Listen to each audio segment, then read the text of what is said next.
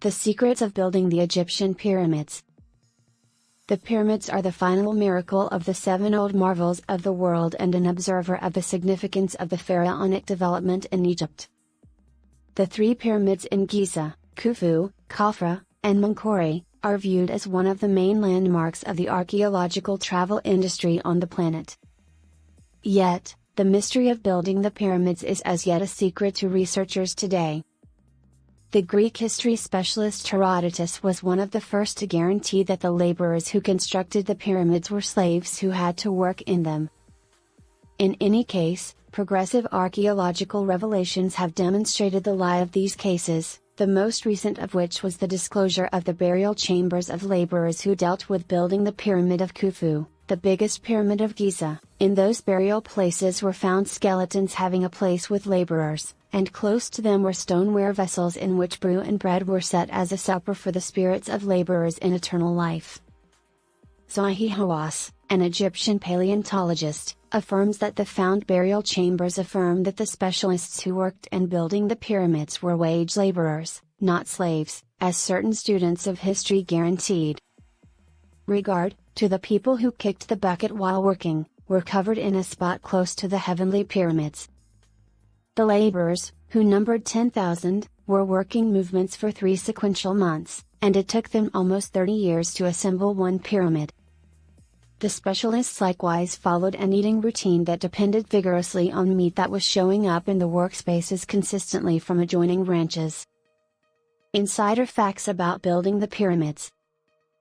The strategy for shipping the enormous stones from which the pyramids were worked from remote quarries to the building site stayed probably the greatest mystery connected with the pharaohs, which numerous trained professionals and examination groups attempted to settle, as laborers hauled monster stones, some gauging as much as 9,000 kilograms, across the desert utilizing crude methods that are millennia old.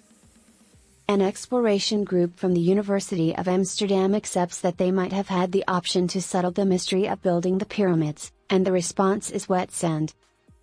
The scientists put together their hypothesis with respect to a composition painted on the dividers of the burial place of Pharaoh Thoth showing a man pouring water before a slit stacked with stones, which shocked specialists about the significance and handiness of this. They led probes a sled loaded up with stones and attempted to drag it on dry sand, to see that hauling the sled prompts the sled to soak in the sand and an expansion in the collection of blocks of dry sand before it, which frustrates its development. Then, at that point, they rehashed the trial by pouring a lot of water on the sand to change the impact of the sand on the sled, as the outer layer of the sand stayed stable at the lower part of the sled and didn't gather sand before it, which worked with the pushing system and decreased the work expected to finish the interaction.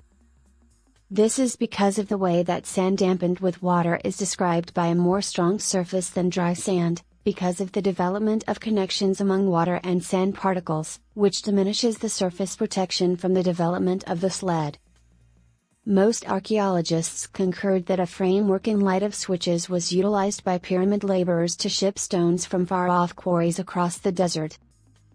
A few scientists from the University of Liverpool upheld this hypothesis and gave substantial proof to demonstrate its legitimacy, as they tracked down in an old quarry close to where the pyramids were found cliffs cut in the stone with flights of stairs on one or the other side, and between them dives in the ground. It is accepted that stakes of wood were put in them. The specialists were putting colossal blocks of stones under the slants and binds them with ropes that were folded over the wooden stakes. Then, at that point, the specialists remaining on the steps would pull the other way of the incline, which worked with lifting the stone to the top, and decreased the time expected to convey the stones to the building locales and the work exhausted by laborers.